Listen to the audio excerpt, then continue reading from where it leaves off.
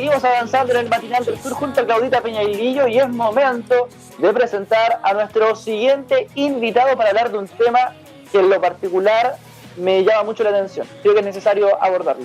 Exactamente, le voy a pedir a nuestro Josecito que nos haga ingreso de inmediato de nuestro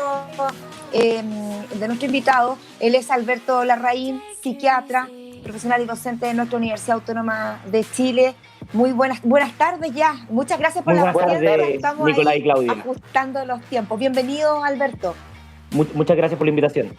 Lo primero, abordar de inmediato. Se habla de la pandemia por coronavirus y todo, pero otra de las pandemias que nos ha azotado harto, producto también de esta cuarentena y de esto de estar encerrado, que claramente no es algo normal, es justamente la salud mental. Personalmente en nuestro matinal, desde el día 1, hemos estado tratando de abordar ese tema, invitando a distintos psicólogos también de nuestra Universidad Autónoma para poder hablar sobre este tema. Es sin duda también un tremendo tema.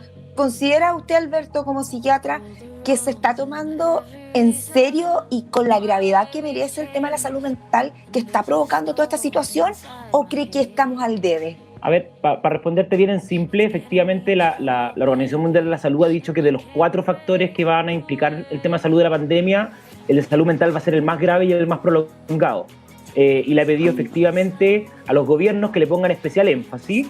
Y nosotros en Chile llevamos más de 2 meses y todavía no tenemos ni siquiera un plan de abordaje.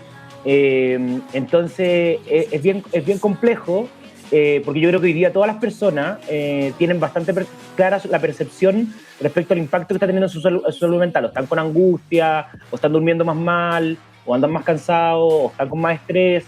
Entonces esto lamentablemente no pasa por hacer acciones individuales, sino porque se puedan hacer acciones macro y que sean acciones a nivel país. Entonces tenemos problemas en el tema escolar, tenemos problemas en el fondo con los temas comunicacionales, y eso tiene una repercusión bastante clara. Hoy día, como ustedes vieron ahí, se produce el incremento más grande de casos desde el inicio, con cuarentena total para la región metropolitana. Se está hablando ya de una cuarentena total para el país en algunos medios, y eso nos va aparejado de una medida a la par, en el fondo, en términos de cómo cuidamos el nivel de estrés de la población. Claro. Entonces estamos bien al debe.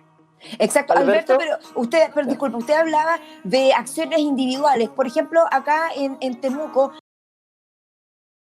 de una agrupación que se llama Estoy Contigo, que es un grupo de psicólogos, digamos, que hacen acompañamiento virtual a las personas que se sientan mal y que en definitiva necesiten conversar con alguien y todo. Esas acciones claramente se agradecen. Usted habla de acciones macro, digamos, alguna política de Estado. A su juicio, ¿cuáles serían ese tipo de políticas que necesitamos urgente ahora ya? Un ejemplo concreto. Hay 2 cosas que son muy, muy claras. La primera es que tiene que haber como el tema comunicacional y la voz que le habla a la ciudadanía tiene que estar alineada. Y nosotros eso no lo tenemos.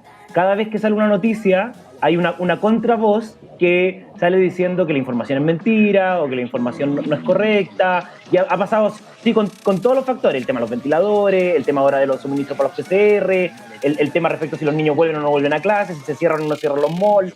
Entonces, lamentablemente, ese tipo de situaciones generan mucha angustia, porque no tenemos ninguna claridad. Recordemos que hace 2 semanas estábamos hablando de que los niños iban a volver a clase. Entonces, incluso con una modulación, no sé si se acuerdan, pero de cómo iban a ser las distancias de los 2 metros dentro de la sala de clase de los niños. Lo recuerdo. Entonces, muy extraño en la condición que estamos. Eso es lo primero. Y la segunda medida estructural más grande y en la que más se ha puesto énfasis es que la pandemia no se puede transformar en una condición de inequidad per se. Eso quiere decir que las personas no pueden percibir que su posibilidad de salvarse o no salvarse, o de estar bien o estar mal, está condicionada por el lugar que viven, o por el apellido que tienen, o por la condición en la que están. Entonces, todos los países que han logrado hacer mejores acciones para el tema de salud mental están amarradas a temas de solidaridad estructural, donde básicamente yo siento que hay alguien que se va a hacer cargo de mí por estos meses. Y eso significa pagar cuentas, significa en el fondo liberar crédito, temas bien económicos en general, y con un mensaje bien claro de que nosotros vamos a estar bien en conjunto. Claro. Y que eso, en el fondo, vamos a ver cómo lo resolvemos. Por ejemplo, el tema escolar, todavía no hay claridad si los 2 años académicos se van a fusionar. Ayer el ministerio salió diciendo que iba a haber CIMSE igual. Entonces, en el fondo, y que los profesores iban a seguir siendo evaluados respecto a su desempeño durante el año. Entonces, ese tipo de cosas, o por ejemplo, la PSU, que tampoco hay claridad respecto a qué va a pasar este año con los niños que van a la PSU, que son cosas que se debieran despejar relativamente rápido para tratar en el fondo de darle calma a la población. Ese tipo de cosas no tenemos ni siquiera una campaña comunicacional todavía que permita en el fondo como entregar mensajes claros respecto a qué hacer en términos de salud mental en la población. Claro. La incertidumbre en ese sentido entonces juega en contra para las personas. Y me gustaría preguntarte lo siguiente, porque el que no tengamos un plan a nivel gubernamental para apoyar la salud mental de los chilenos y chilenas no es casualidad, creo yo, No. Ya que en nuestro país, lamentablemente, siempre se deja para segundo o tercer plano incluso la salud mental, es como que no importara. Es parte casi de nuestra idiosincrasia. ¿Cuántas personas van al psicólogo? No creo que sean muchas, no tengo los datos, pero todavía se cree que no es necesario, que si vas para allá es porque estás loco, que lo puedes ver tú mismo, y resulta que, lo hemos conversado con Claudia, cuando tienes una lesión muscular o te quiebras un hueso vas de inmediato al médico, pero cuando tienes un problema psicológico que también debiese ser tratado por un especialista, lamentablemente no lo hacemos, y pareciera que las autoridades tampoco aportan mucho para que esa realidad cambie. No sé cómo lo ves tú, Alberto. Mira, tú tenés toda la razón. Yo llevo harto tiempo como hablando del tema de la crisis de la salud mental, donde nosotros teníamos, antes del estallido social, 3.800.000 personas sintomáticas que requerían tratamiento. Y teníamos tratamiento para un poquito más de 800.000. Eso significaba que nos quedaban 3 millones de personas sin ningún tipo de cobertura. En tratamiento de droga, en tratamiento de alcoholismo, en depresiones, en esquizofrenia, en un montón de cosas, en los niños con autismo, toda la gama. Con el estallido social eso empeora, y hoy día el proyectado es que nosotros vamos a llegar a sobre los 5 millones de personas sintomáticas. Entonces, por eso es que es tan importante, nosotros como hoy día, nosotros digo yo, como la gente que trabajamos en salud mental, o la salud mental es la causa de enfermedad más importante en Chile, en términos de carga, pero es la que recibe menos financiamiento. Nosotros representamos el 25% de todas las enfermedades, pero recibimos el 2% de todo el presupuesto. Entonces, eso hace, por ejemplo, que las licencias médicas, el año pasado llegaron a ser el 50% de todas las licencias del país, de salud mental. Exactamente. Entonces, la gente trata de decir como, no, mira, es que la gente es floja, las licencias son falsas. Entonces, decir, mira, ok, yo te puedo ceder que la mitad de las licencias son falsas. Y aún así serían un cuarto de todas las licencias de todo el país. O sea, aún así hay mucha gente.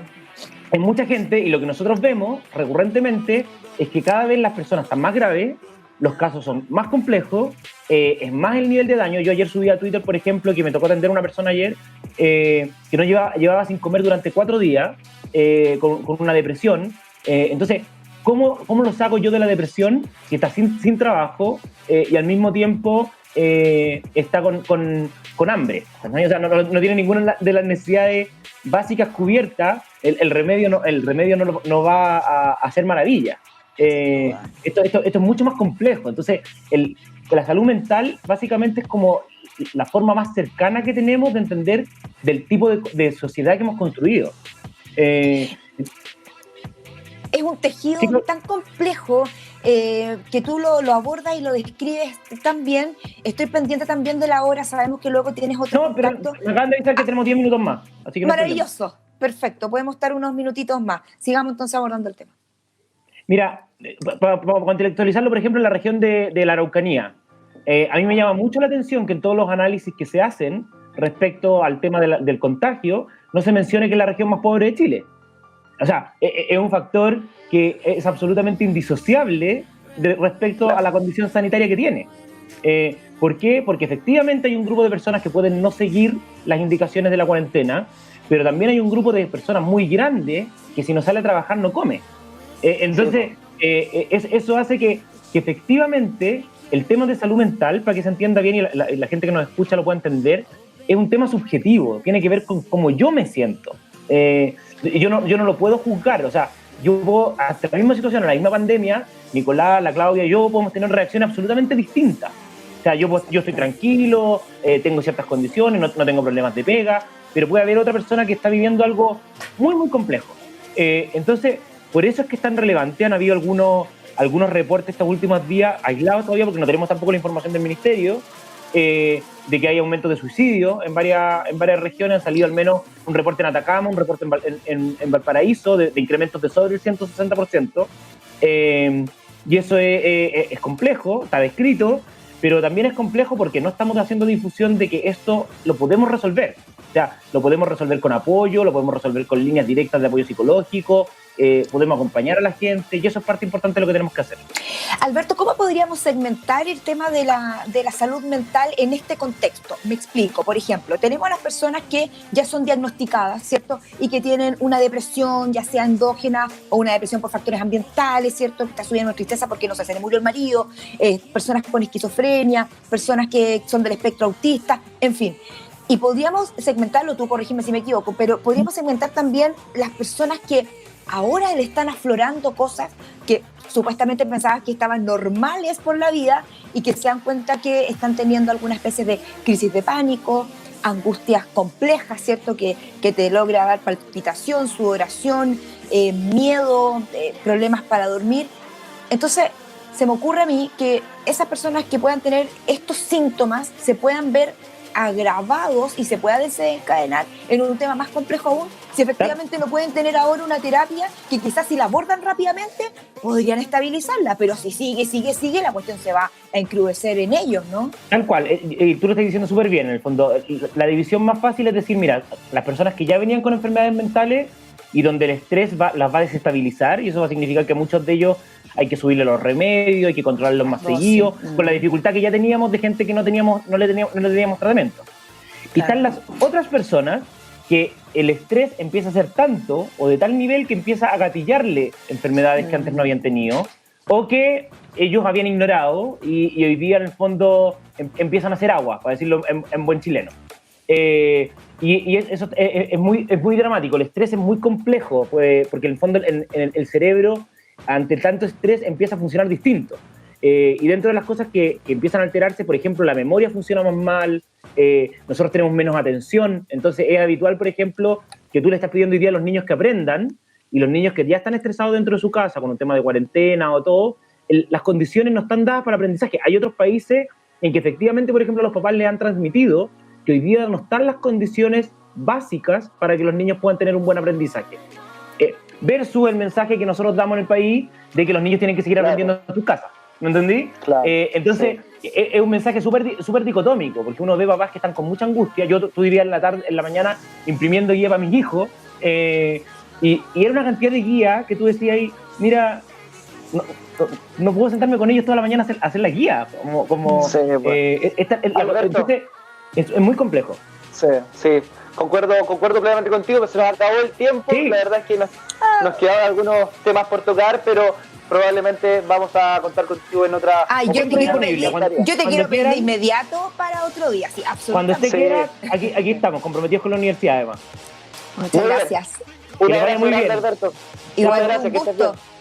Estábamos con Alberto Larraín, psiquiatra, docente profesional de nuestra Universidad Autónoma de Chile. Interesantísimo. Me encantó así como el mapa clarito. Sí. Que vamos a estar conversando sin duda con él más adelante. ¿Nos vamos a una pausita?